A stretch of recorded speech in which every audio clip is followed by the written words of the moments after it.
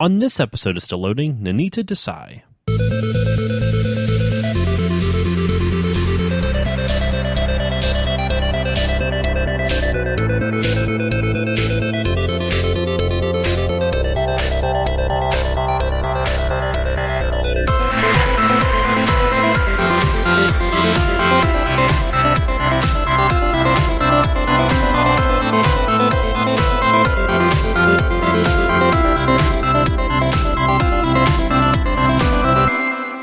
Hello everyone, and welcome to this new episode of Still Loading. This week's episode, I had the pleasure and the joy of interviewing Nenita Desai. Nainita is a video game and film composer from the UK, and she recently scored her first full video game called Telling Lies, which actually just came out recently. Kind of in the same vein as the game that Austin Wintory was talking about last week, Erica. Completely different games, but it's one of those games where it's live action video that you interact with. It was a pleasure to get to speak to her, and I can't thank her enough for coming onto the podcast. And just a quick forewarning, her audio is really good. Mine isn't so much. I recorded this through Skype, and for some reason the mic I was using was a little bit more crackly. Thankfully, her audio was crystal clear, and that should do it for my little intro to this. So here's my interview with Nenita Desai. Starting this podcast has allowed me so many opportunities, and I've been very lucky that I get to speak with a lot of amazing people on the show. A couple years ago, I interviewed a chiptune composer from Japan, and for regular listeners, you'll know that I've been interviewing a lot of video game composers recently. Continuing with that trend, I'm really happy to have Nenita Desai on today's podcast. So, Nenita, how are you doing today? I'm very well today. It's a lovely Saturday afternoon. Thank you very much for inviting me to chat, Josh. Thank you for coming on. When I got the email about the game that you have coming out, I was really excited to get to interview you, especially because you're the first person from the UK that I've ever interviewed. So this is really cool for me. So Let's jump right into it. The game you have coming out, it's called Telling Lies, and I watched the trailer and it seemed like a really unique game.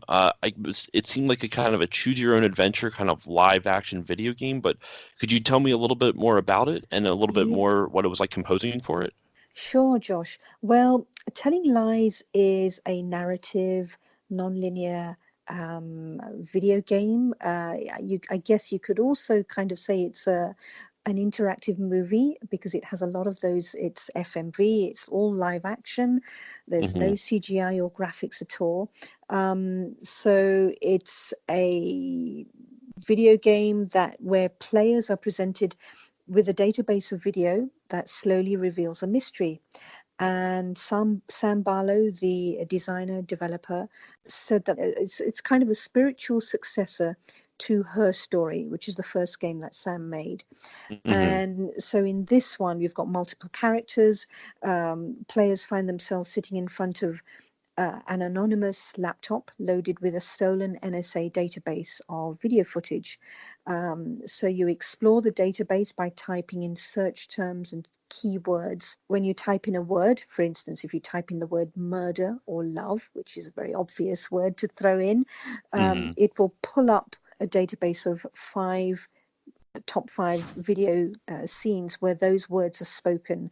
And so it's totally non-linear. There's probably over 10 hours worth of video material, but it's not about piecing together the story so much. It's about the experience. I was given a 350-page script to work with, which is so it's huge in that, so it's bigger than any film script I've ever been given, because it's about private conversations and about the experience. Everyone from a political perspective, it's about the government's invasion of privacy. And so everyone's double crossing everyone, hence the title Telling Lies. Everyone's manipulating people, and that's what I love about it. It's that sort of spy covert hacking concept. So that's what the game is about in a very loosely vague way. And it's not necessarily about reaching the end, though there is, your experience of the game will be very different from the next person's experience. That's really cool. Yeah, and so it's not a choose your own adventure in the traditional sense. For example, I remember watching Bandersnatch, that the Black Mirror episode of Yeah, yeah, Bandersnatch. on Netflix. Yeah, and so it's very cool to go down this sophisticated, complex narrative storytelling that's very rich, which is what Telling Lies is. And Bandersnatch is very brave. I suppose it's very easy to compare this game to that form of entertainment, but it's not like Bandersnatch, because it's not like you have a tree and you sort of make binary choices. Someone who plays Telling Lies will have a very Hmm. different experience from someone else, and you don't have to watch every clip. That's not the point of the game. I've never experienced anything like it ever, and so I can't wait for it to be shared with the rest of the world. I am actually that really gets me excited for the game because a lot of like I didn't watch or play Bandersnatch, but Hmm. that's really cool because that's harkening back to like the old FMV games from the early 90s with like Yeah. oh my gosh, I'm just blanking Night Trap. Yeah. And then also that like the idea of typing in commands, sort of commands to, or like search parameters, I guess, technically, Hmm. to Yes. pull up different clips. That reminds me of Zork from like the 70s and 80s, where you just type in commands and try to Yes. Yeah. figure it out. So it's a Yeah. really cool hybrid of the two, and that actually that really interests me, and I'm probably going to buy this when it comes out. For listeners who's hearing this, the game is will already be out by the time you're listening to this, but at the time of recording this, it's a little bit before then. Yeah.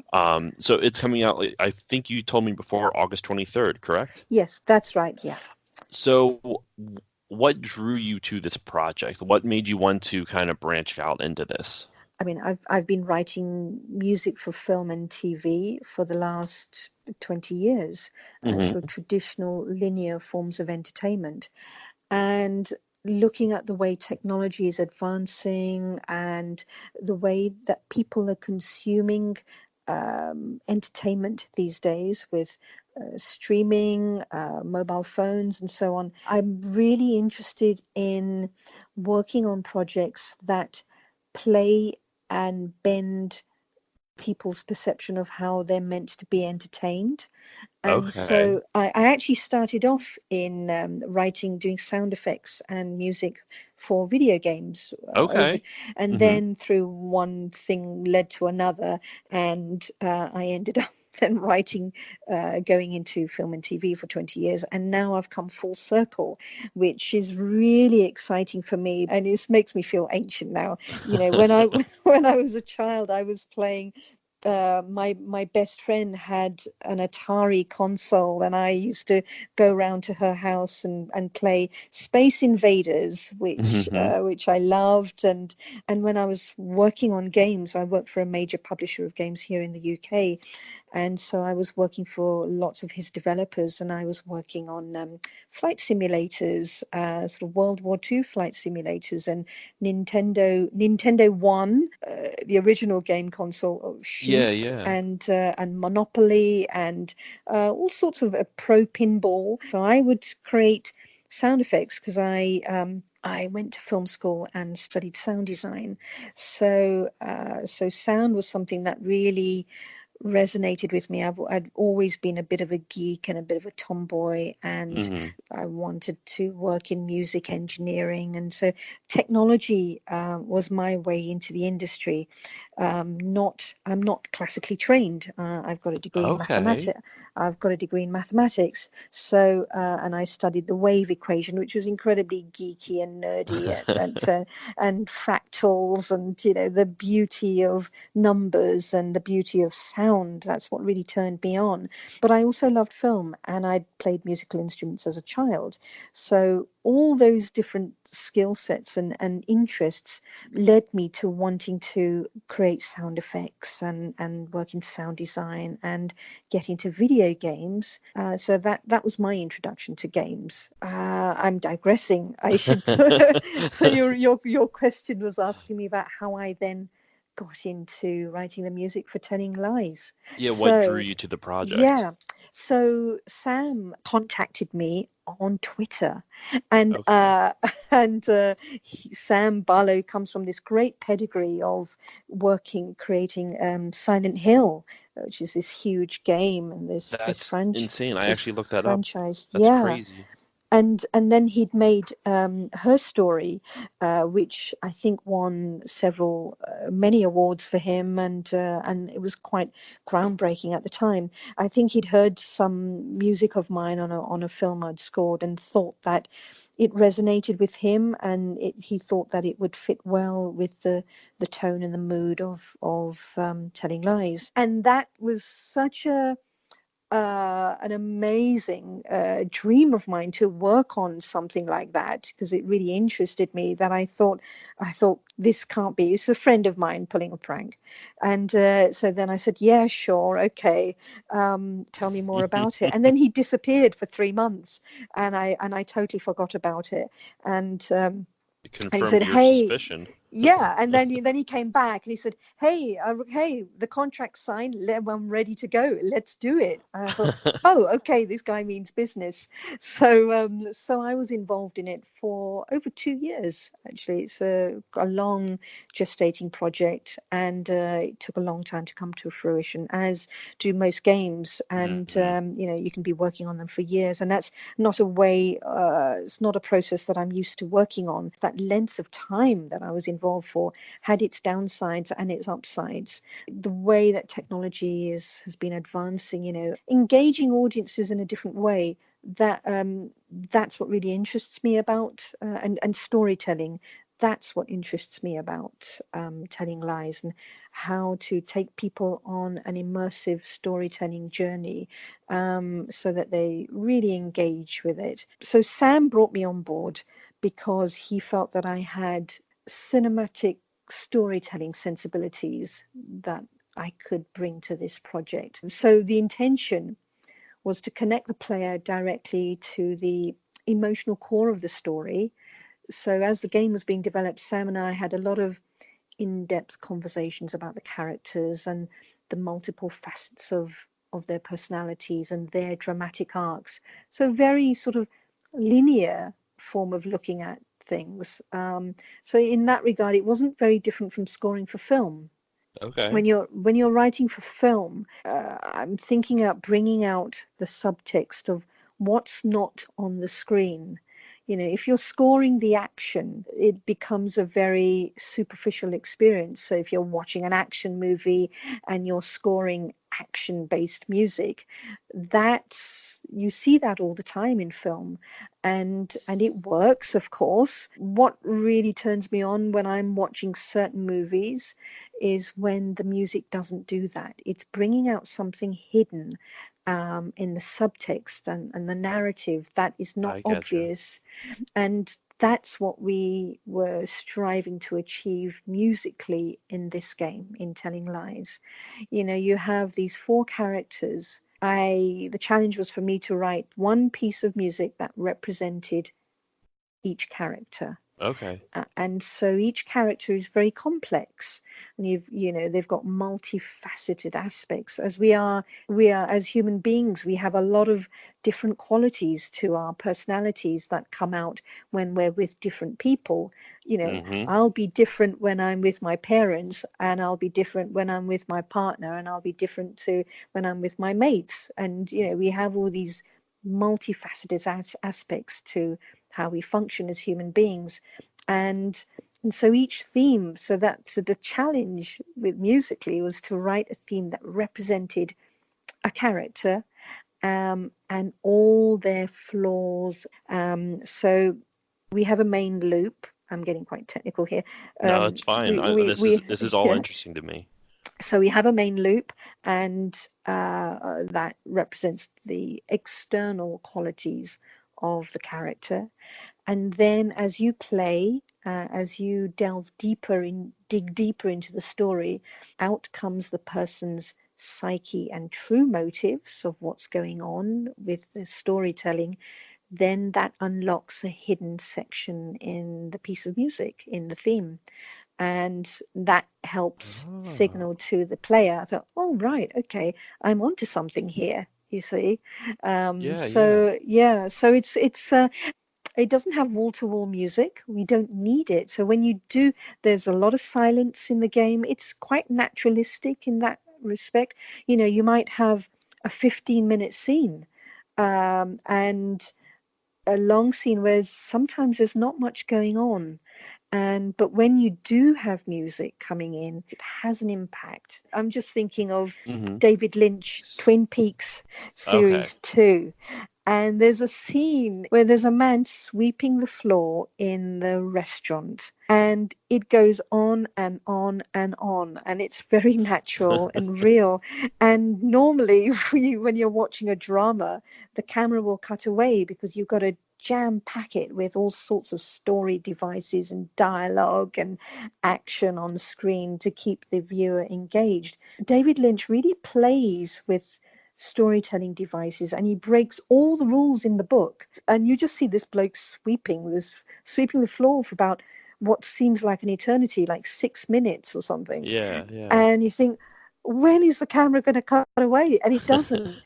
But what's interesting is the impact of that. I'm remembering that scene now, and Sam Barlow, he really plays with form, and it's going to be really interesting to see how people respond to this edgy, groundbreaking form of storytelling. It's really cool. I like the fact that it's combining video games and movies in a way that we haven't really seen before, in the sense because like I said before, Night Trap kind of did it in the early Mm-hmm. 90s, but Mm-hmm.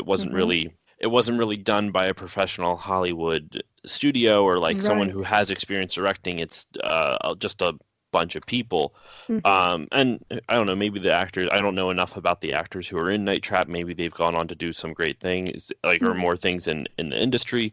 I have Yeah. no idea, but it's really cool to see, well, like, what would be a film director's approach to making an interactive video game, but using their skills and to supplement it with gameplay. It's a really cool idea. It's really Yeah. interesting.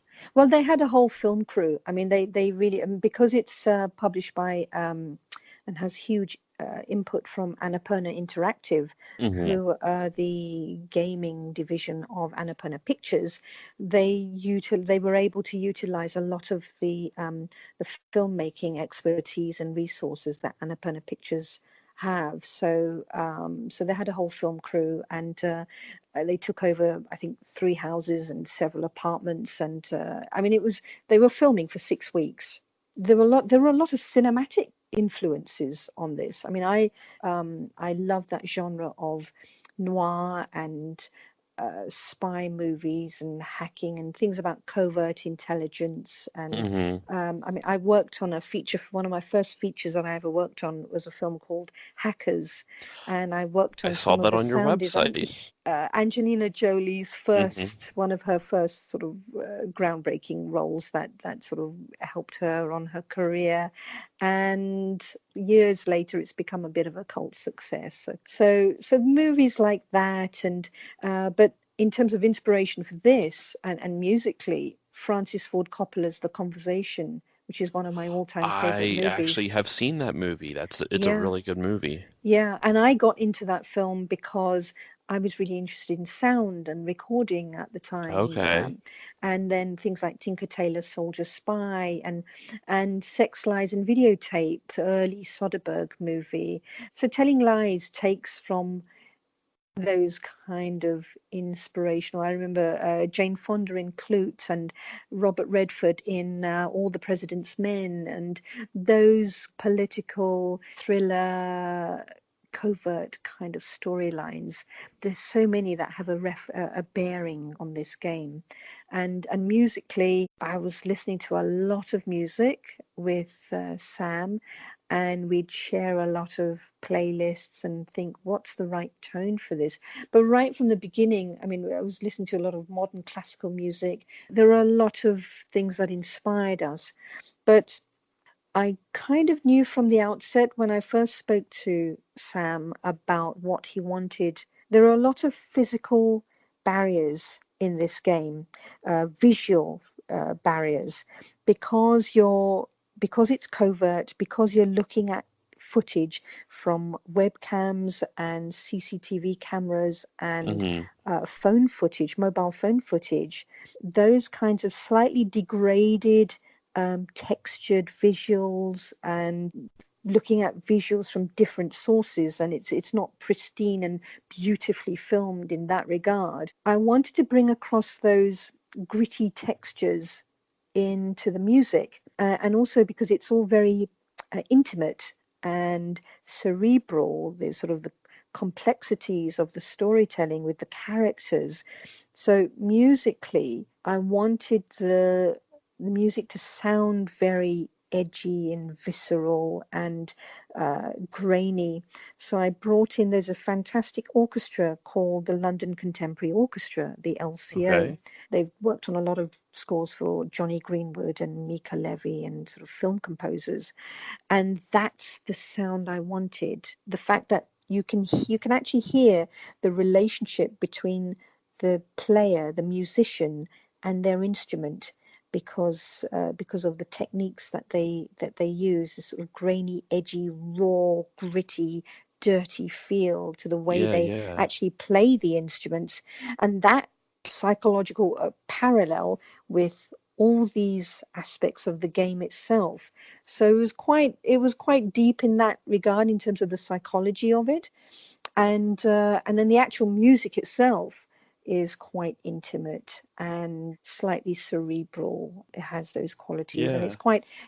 it has a relaxed pace overall with a modern classical orchestral score that has lots of repetition, lots of repeated structures in the music, and even those repeated structures reflect the way that the player of the game is consuming the experience of the footage, because you watch a video clip and you're scrubbing backwards and forwards. So Yeah. if you type in a keyword Hmm. and you watch a video clip with that word in it, you're not watching it from the beginning of the clip. You actually maybe dropped in halfway through the scene, and so Oh, yeah, okay. so it becomes even more complicated because you can then rewind and go forward and scrub backwards and forwards like an old video player. That's really And cool.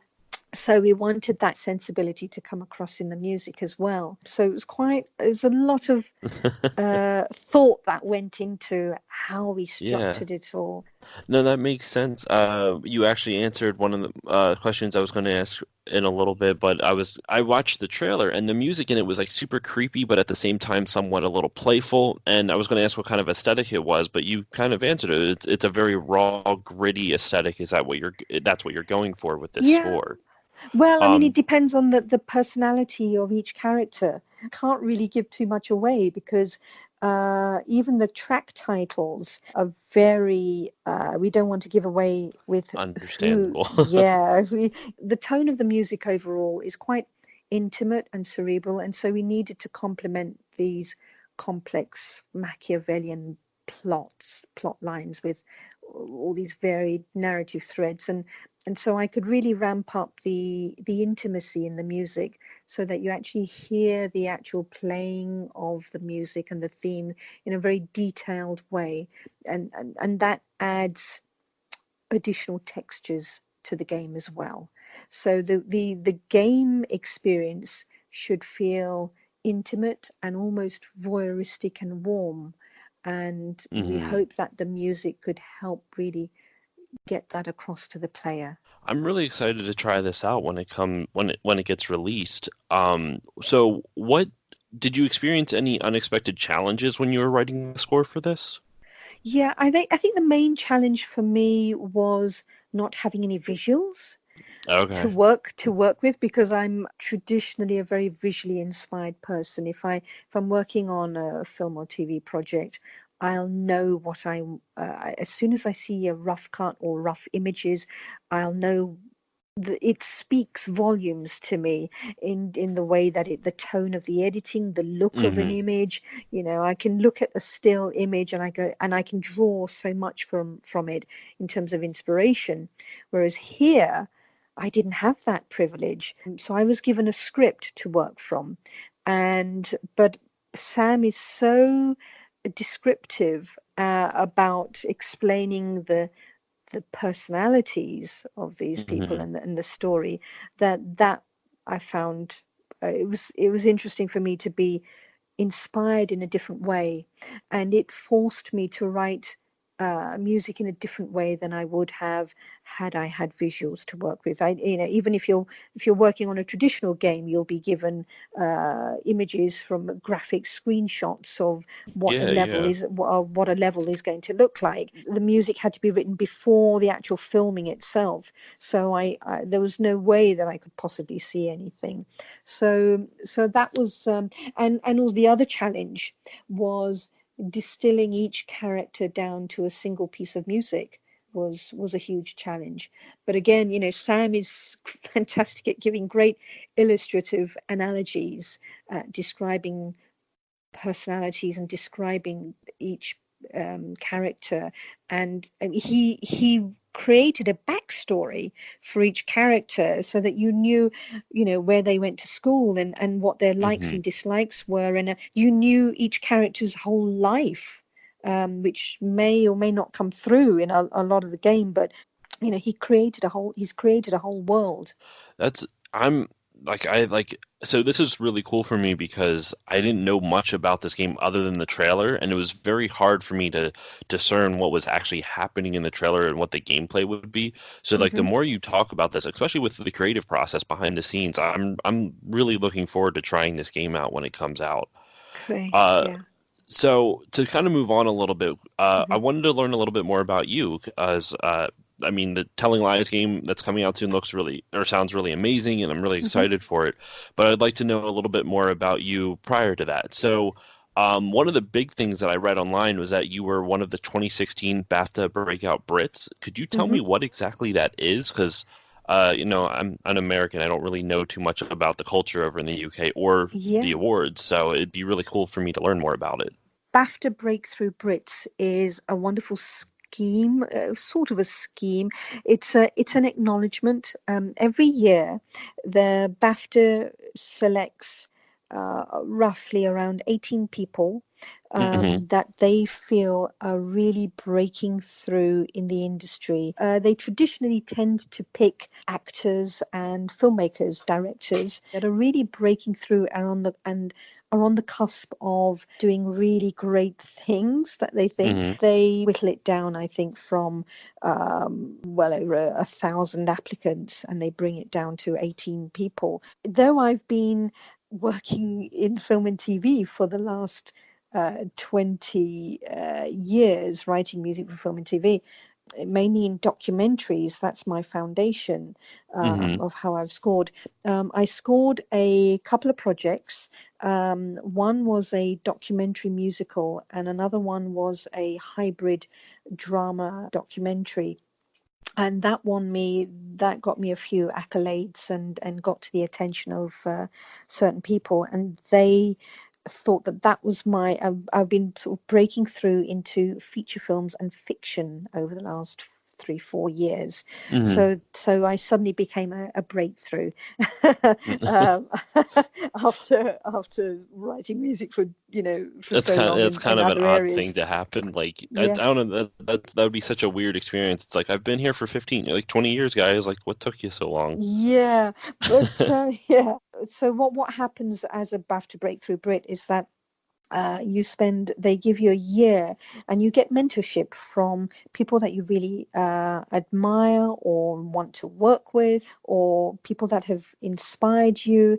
And one of the things that I wanted to do was to work in games. What inspires me creatively is to be able to tell stories and explore different ways of telling stories. So Telling Lies is one such way.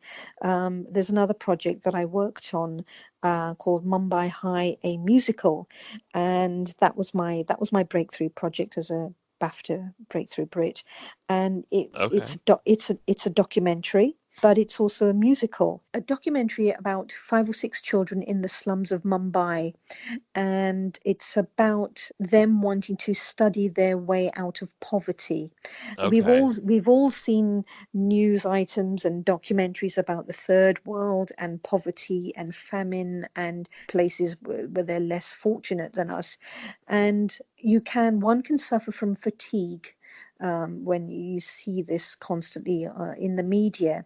And what Mumbai High does is the director wanted to engage the audience using song.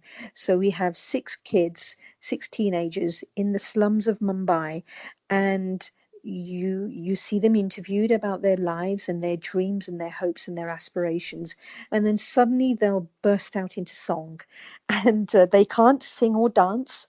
They're just Okay. ordinary people. So I had to fly out. I was flown out with the film crew to India to train them and to write these songs that represent their personalities. Sort of really immerse myself in their lives and to teach them how to sing and sing their stories, sing their lives, or sing about their lives on camera. The charm and the authenticity and the integrity of these kids is what makes this Yeah. film so charming. And then we'll have a little bit of interview, then we'll go back and go into a bit of a song and a dance, and then we'll come out halfway through and come back into reality and normal life.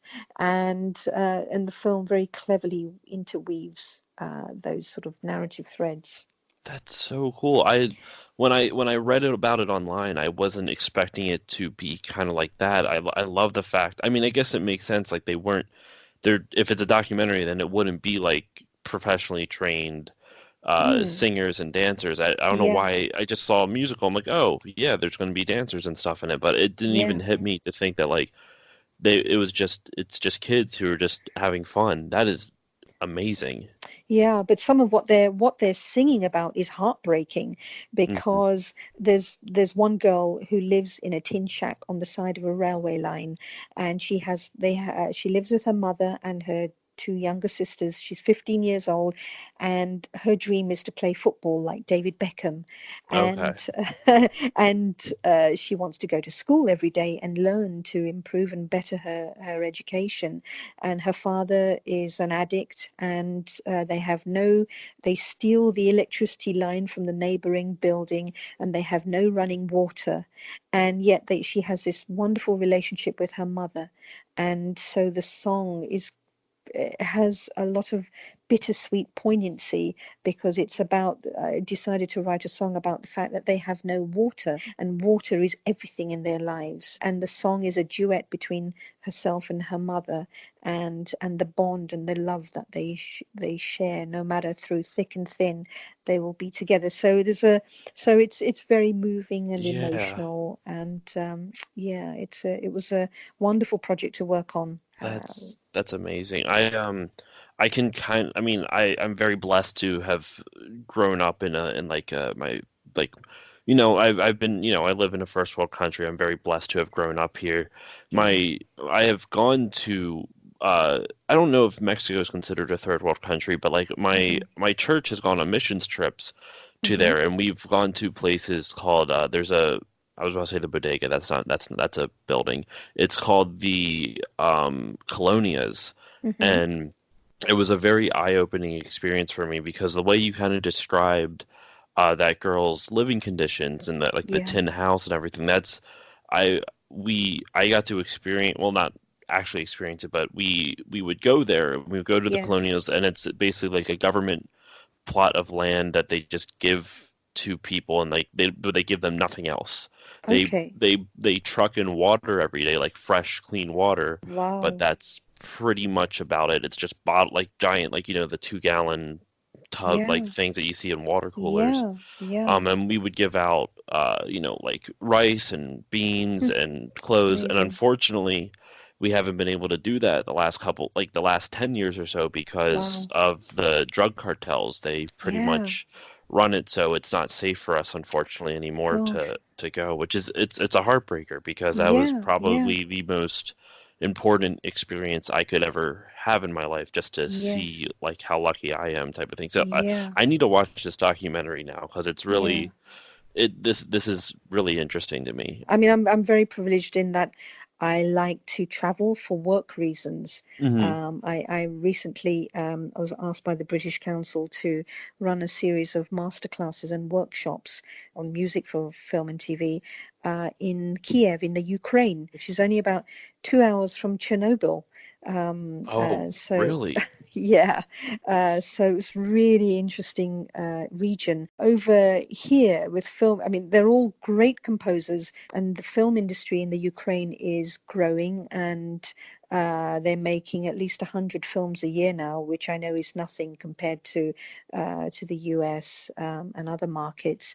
But over there, the concept of film and TV and games composers is not as that industry is not structured like it is Hmm. in Europe or in America. So I'm helping great composers and educating them about what it's like to work in the industry, and running workshops for them, and making them understand the how it works, and how to write for film and TV. And over there, everyone here in the West, shall we say, Hmm. wants to be like the Hollywood guys and the LA composers, and they take great inspiration from successful film and TV composers here. Whereas over there, they don't want to be like that. Because of the geographical location, they're literally a halfway point between Eastern Europe, the Russian influences and old communist influences, Hmm. and Central Asia. So I was working with composers from Kazakhstan, Georgia, Azerbaijan, Ukraine, obviously, and it was very inspiring for me and nourishing for me to see and hear those influences, and hopefully they gain something out of me and my experience, rather, of working in the West in the way that we work here. That is So so cool. cross fertilization that can go on by Yeah, yeah. being able to travel and get inspiration from different cultures, and musically, and with film as well. I just love it. That's really cool. One of the other things that I saw on your credit list, and speaking of just kind of like other cultures and things like that, was it came out this year for Sama, a Mhm. documentary that came out this year. That looked really powerful to me. What was it like working on that? And kind of, Oh, I guess for the listeners, what is it about? For Summer is a feature documentary that was released in the States about 3 weeks ago, and it'll be out in the UK in mid-September.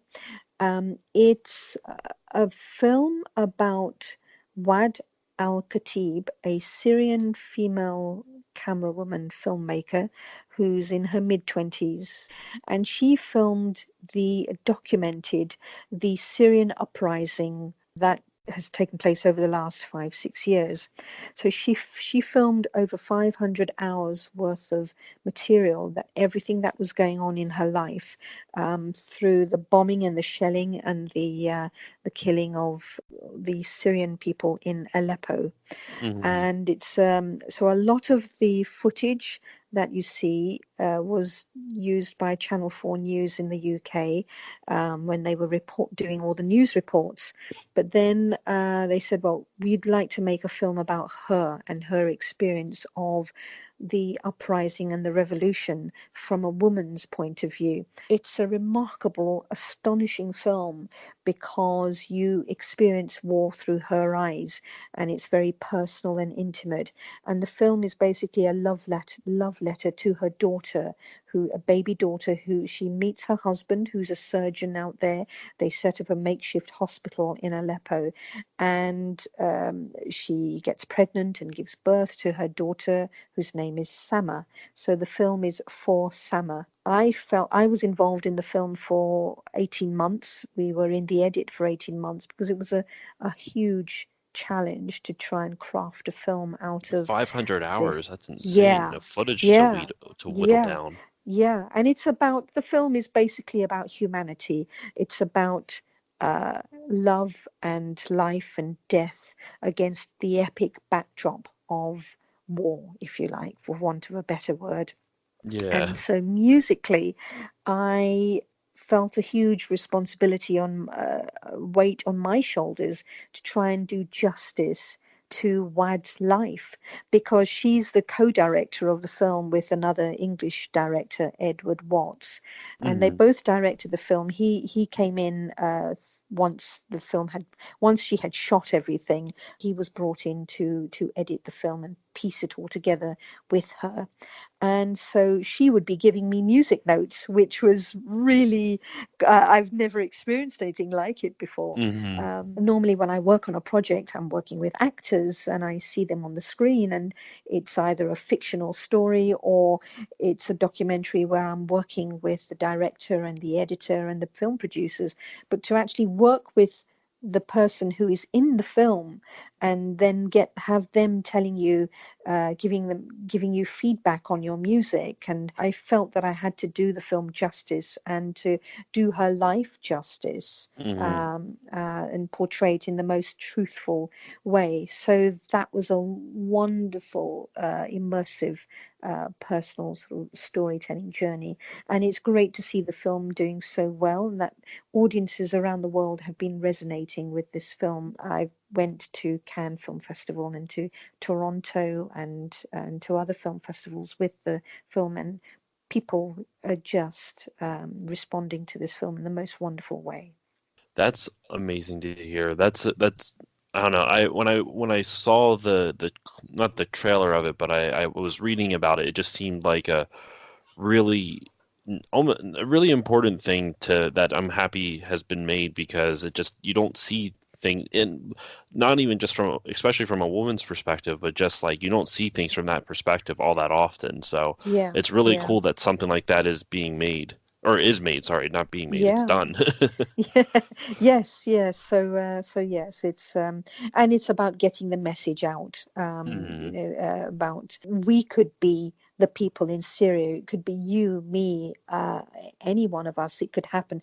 They're just ordinary people whose lives have been turned upside down Yeah.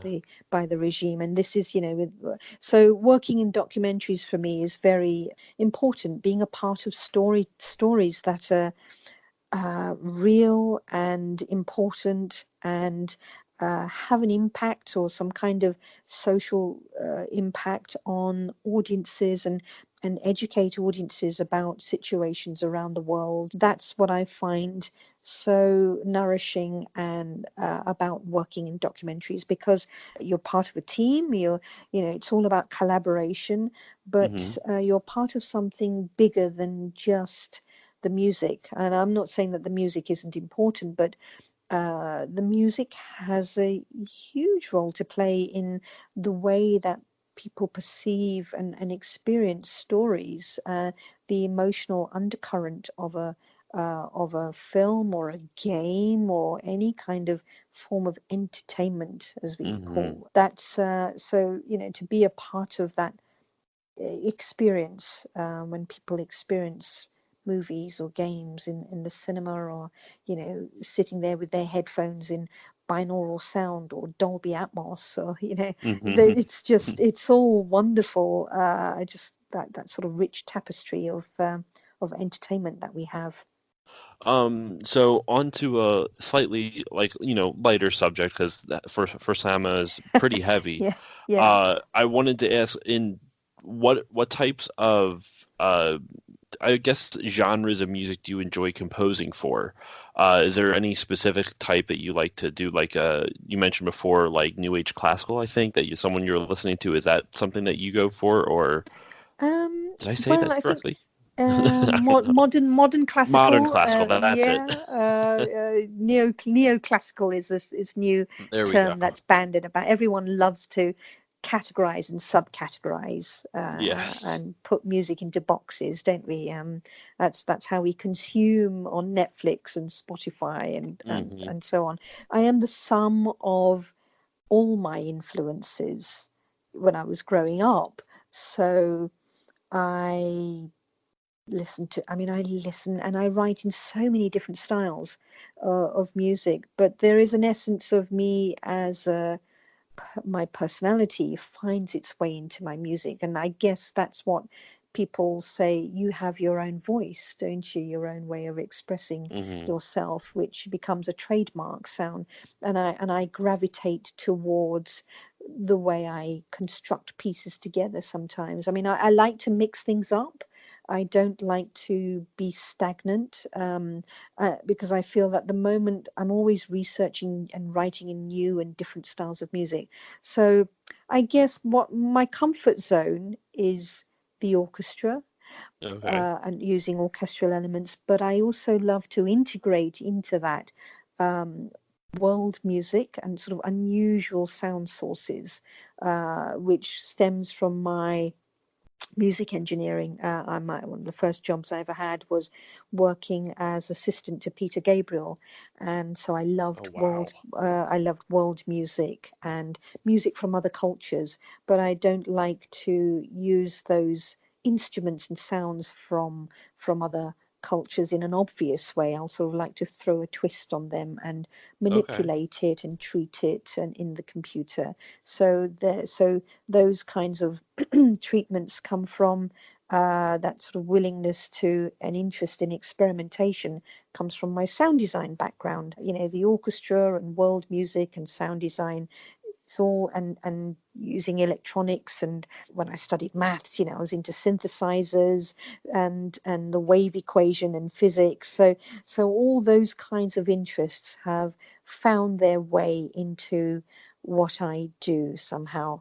But yeah, I mean, I love in getting inspired and listening to all different styles of music, and I'll take elements of those and they will eventually find their way into my compositions somehow. And speaking of music, then, what would be some of your favorite, like other composers in the industry that you enjoy their music? Like any either A, role models, or just B, like even if they're not a role model, just someone who you enjoy their music. Oh, I listen to so much and so many things that it changes on a daily basis, Josh. I, I can relate to that. It may sound a bit odd, but I don't listen to music for fun very much. I do a lot of research, so every project's different, and I'll listen to a lot of music for research, and I then admire and get value and enjoy lots of different things about different types of music. So I love listening to production and how music production. I used to be a huge fan of, I still am, of Daniel Lanois and, of course, Peter Gabriel, who was a huge influence for Hmm. me musically, and Dave Bottrell. The engineers. I actually admire music engineers' works. Um, but I listen to sort of modern neoclassical work and composers. You know, depending on what I'm writing. What am I listening to at the moment? I'm really enjoying Colin Stetson's score for Hereditary at the moment, and Okay. in terms of film composers, Johan Johansson's music is, and sadly he passed away last year, which is a huge loss to the film music community. But what Hmm. he's done is achieved was groundbreaking. I enjoy listening to composers that are on the edge of pushing the boundaries of music. But then that being said, I grew up loving Hans Zimmer's music, Yeah, yeah. and as a child, I was listening to film composers such as Ennio Morricone and John Williams, and I went through phases of really loving Thomas Newman's scores Hmm. and the his style of being able to be ambivalent. And we also in music not being positive or negative, but he managed to sit down this road of being ambivalent musically and neutral, which is very popular. People don't want melody very much at the moment. Yes, there's a place for it in Yeah. certain types of scores, but modern contemporary scoring, people don't want melodies so much anymore. And so Hmm. I get asked all the time to not make my music too strong emotionally. So, but I'm a huge fan of melody. I love a good tune.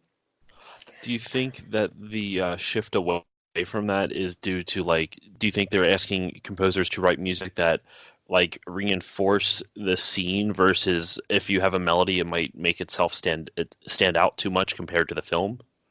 Yeah, they don't want the music to lead and tell the story in such a strong, bold way. And maybe sort of fashions and trends in filmmaking, especially sort of independent filmmaking, where people don't use any music at all. I'm a huge fan of not just composers, but of filmmakers. For instance, Yorgos Lanthimos, the Greek filmmaker who made The Favourite, which was a breakout hit, his biggest success to date. Lynn Ramsey is an amazing filmmaker. They use music in a very radically different way. Yorgos doesn't work with composers. He takes existing pieces of music, a bit like Tarantino has traditionally done, where he'll take Yeah.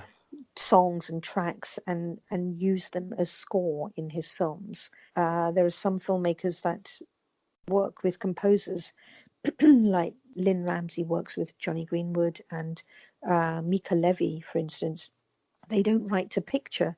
They write music away from the film, and that music then gets used by the filmmaker, and they can do with it what they want. So they don't follow the traditional idioms of scoring to picture, as John Williams has done, or Hmm. Giacchino, or more traditional forms of scoring film. So I guess to kind of wrap all of this up, I wanted to ask one more question of you. What do you have coming up soon? Like, what do you have? What are some upcoming projects that you have coming out, or that you're able to talk about? Well, I'm working on a really interesting film at the moment. It's a BFI feature doc called The Reason I Jump, and that will be out next year. It's quite an experimental film. It blurs the lines between music and sound design, as in music design, and it's based on a bestseller book called The Reason I Jump, written by a 13 year old Japanese boy who suffers from non-verbal autism. And Oh, so it's an attempt to get the audience to, it's very immersive, and it'll be in Dolby Atmos, and it's the film tries to explain to the audience what it feels like to be autistic, and for you to get inside their minds and their heads. yeah. And sound and music play a very important part of that experience. So that's huge fun at the moment, where I'm experimenting with all sorts of weird, wonderful found sounds and sound design, and the human voice, using it as a musical instrument. Hmm. It's huge fun. That's amazing. You have a lot of like big stuff this year between Telling Lies and For Sama, and then The Reason I Jump. Is that coming out this year or next year? That'll probably come out early this year, but I've had a couple of films, feature films that came out earlier this year. One's a World War II drama called Enemy Within, Hmm. which is based on a true story. It's about a Japanese World War II pilot that crash landed off the coast of Hawaii in December 1941, having bombed Pearl Harbor. So that Oh, was that was a really and he was rescued by the islanders. They have no idea who he is. They save his life, and then they find out a few weeks later, through a crackly old radio broadcast at the time, that he's actually the enemy. So that was a fun film to work on. And another film that I worked on is a psychological horror called Darkness Visible, which was I've never scored horror before, so that was uh, got a lot of had a lot of fun scoring that. So they're out on Amazon, I think, okay. Apple, yeah. So they're available. Recently been released. So yeah, it's been a busy year. And then I guess to finish this all off, what did you have any social media you want to plug? Anything like that where people can follow you on online? Yeah, I've got a website, nenitadesai.com, but I'm on Facebook as Nenita Desai, and on Twitter and on Instagram. Sounds good. And for my listeners, as usual, you can follow me on Facebook, Twitter, and Instagram at StillLoadingPod on all of them. Feel free to reach out to me, stillloadingcontact at gmail.com. And So that should be it. Thank you very much, Nainita, for joining me today. Thank you very much for having me, Josh. Been huge fun. And that was my interview with Nainita. Once again, it was amazing to get to talk to her. And sincerely, Nainita, thank you for coming onto the podcast and talking about your upcoming projects, as well as all the stuff you did prior. So, as I said at the end of the episode with her, you can follow me on Facebook, Twitter, and Instagram at StillLoadingPod on all of them. If you want to reach out, stillloadingcontact@gmail.com, or check out my website, stillloadingpodcast.com. And if you want to support the show, go to patreon.com/stillloadingpod, and giving a little bit just helps me with the shows. So please consider checking that out. And one last quick thing, shout out to the Podbeard Network, the network I'm a part of. Go check out all the amazing content on the Podbeard Network. You can go to podbeardnetwork.com for that. And that should be it. So thank you all once again for listening, and I will see you all next time.